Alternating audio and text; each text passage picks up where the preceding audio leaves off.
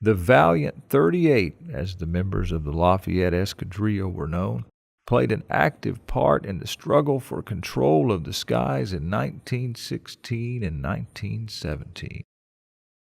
In addition to more than 40 air combat victories, the unit lent a morale boost to French soldiers and civilians. This contribution, however, came with continued losses. 7 were killed in combat and another 3 were killed in crashes. Jim McConnell's death struck hard. He was killed on the morning of March 19th when Jim and Edmund Genet attacked a number of German aircraft behind German lines. Genet would die a month later, slain by German anti-aircraft batteries. Jim McConnell was the last American citizen killed fighting the Germans in French uniform before the entry of the United States into the World War. And Edmund Genet was the first American citizen to fall after America's declaration of war. Like many Americans, Genet had written home frequently, imploring his countrymen to enter the war.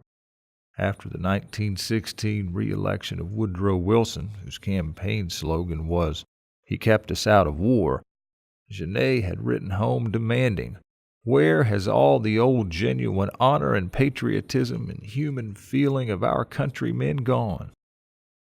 It was a question many of us had been asking for years.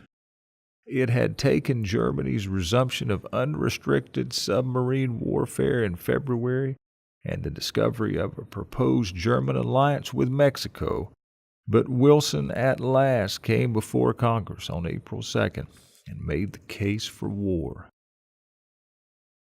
We Americans already in France were jubilant and soon found ourselves asking the question of when and how we would serve under our nation's flag. Americans fighting in the Legion wrote a joint letter to President Wilson asking that the U.S. government request their transfer to the American military. They pointed out that the Americans had enjoyed a reputation in the Legion for more than ordinary valor, and asserted that their training and battlefield experience would make them highly useful to their nation, which had not yet contended with modern warfare. I joined in the petition and shared the anticipation of a response from the U.S. government. The reply did not come until the end of June, and we were greatly disappointed to learn that the U.S. War Department was not interested enough in our service to request the transfer. On July 4, 1917, the American Legionnaires presented to the French government the American flag that they had signed and carried with them since leaving Paris in August 1914. The event had been planned in anticipation of the Americans soon serving under the U.S. flag. With our own government rebuffing our offer of service, the American soldiers greatly appreciated the ceremony that the French government held in our honor. The impressive and stirring presentation ceremony took place in the marvelous old Court of Honor of the Hôtel des Invalides, where the first Americans had been received on August 21, 1914, into the Legion.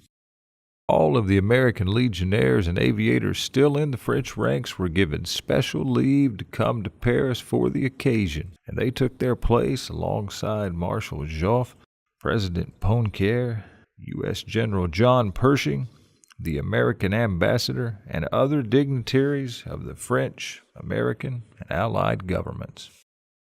Veteran French troops and the recently arrived vanguard of the American Expeditionary Forces formed a hollow square in which the ceremony was held. The French Minister of War observed, "I accept with eagerness, in the name of the French army, this glorious emblem. This flag will henceforth be a striking testimony of the devotion to France of the American volunteers who immediately after hostilities began came to fight in the ranks of our army for right and for civilization." President Poincaré, although careful not to wound the susceptibilities of the American officials present, praised warmly the spirit and ideals of the American volunteers who engaged in the struggle against Germany for almost 3 years while their own country remained neutral. Our flag was then placed in the Hall of Honor of the Great French War Museum, at the Hotel des Invalides, near hundreds of other battle-stained and historic banners. Within days of the ceremony, the Americans were back at their posts, continuing in their defense of France,